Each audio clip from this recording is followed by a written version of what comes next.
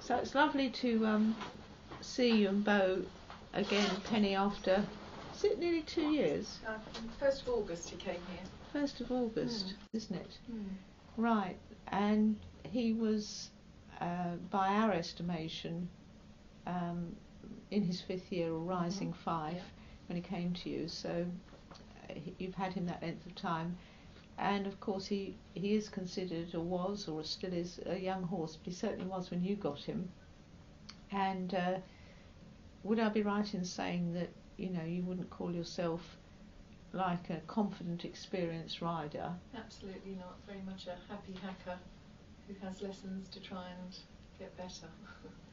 Right. Okay. So it must have been a challenge for you It was. in the beginning. How it was for you in the first, shall we say, well, let's say for the first few weeks or month. Typical. Horse ownership. That's Beau. He does voice impersonations too. Oh. Well, Beau came home very happily in the trailer and loaded beautifully. And when I got him home, I was determined that he wouldn't become dependent on my other retired old horse, Patty, so kept him separate, which may have been a good idea or may not, because he was quite sort of distressed to start with. You know, he called and he was agitated and he'd run up and down the fence if he couldn't see her. And I did keep them apart for some time, although they were close and they could talk to each other over their stable doors and in the field. But he was obviously missing his friends from Averil's yard, and found it quite unsettling to start with. But gradually he did settle in, and he has been much happier since he and Patty share a field together. I have noticed that he's developed into quite a character. Not only is he physically developed, and obviously mentally as well, but his character's really coming out now, and I can see that he might have had that in him, you know, to knock over wheelbarrows and try and untie lead ropes, and yeah, he's certainly got quite a strong personality. And so, did you ride him the very next day after he arrived with you, or how was that when you first started riding? Because it's very different, isn't it, when you come to us and they're part of a mixed herd and everything's sort of at home and the horses are all quite settled, and then you bring them into your own environment. It's a new place and the horse isn't so settled, and you may possibly have been a bit wary, or I don't know, anxious or nervous, all those sort of emotions. And how was it then, your first? And he's very brave out, and he's often the one, if I'm in a group, that will lead past obstacles, you know, scary wheelie bins and tractors, and he's very, very good in traffic. Scary, and I think Avril put me straight and said, ride with safe, experienced horses and riders with a young horse, which was very good advice, because if the other horse was scared, then it would scare Beau. And we had a swan incident where unfortunately some swans flew into the electric cable and broke the cable, and it was like a firework display, which of course was scary for any creature. And we did take off up the road, but just for about 5 yards, and then he was absolutely fine. But it was a bit of a panicky moment when it happened. And the odd scary dog that might make horses jump, he's pretty brave with, actually, and having dogs at home. I think it's very wise to ride with other horses, but we do go out on our own as well. And he's very good. Good. So, despite him being a young horse, clearly he had seen enough of life then, as a result of his training, to be able to lead more experienced horses or older horses past things that horses find scary.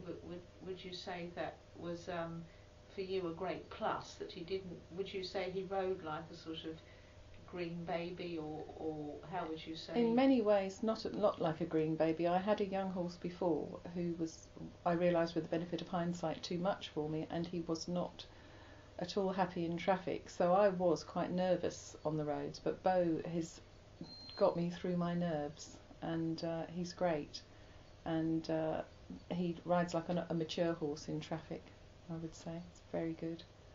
Good. up by the Thanet Way, where you've got, it's like it's a dual carriageway with the lorries and cars and motorbikes thundering past. He doesn't bat an eyelid.